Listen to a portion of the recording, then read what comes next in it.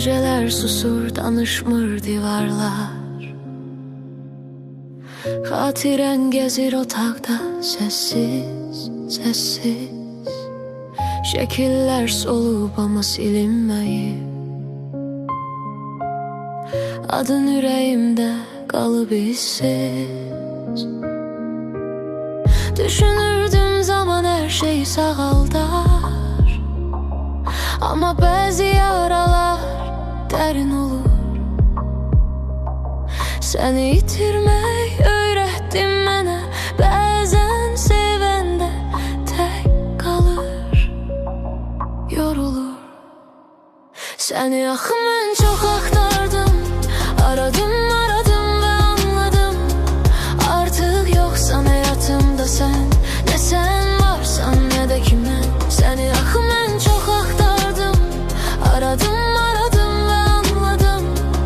Artıq yoxsan həyatımda sən, nə sən varsan, nə də ki mən.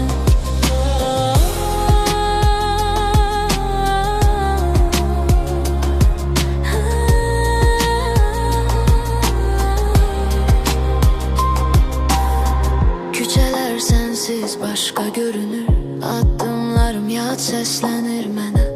Bir vaxt güldüyüm yerlər indi xatirə kimi baxır üzümə.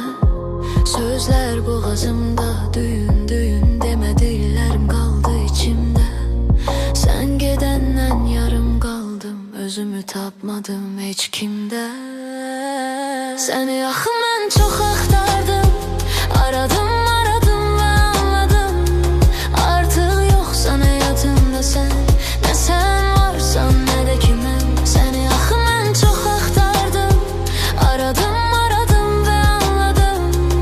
Artıq yoxsan həyatımda sən, nə sən varsan, nə də ki mən.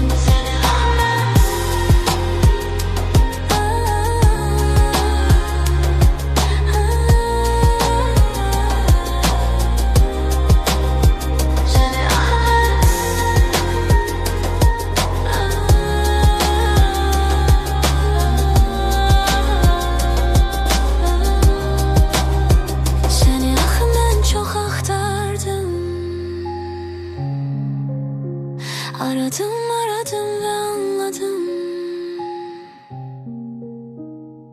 Artık yoksan hayatımda sen, ne sen varsan, ne de ki ben.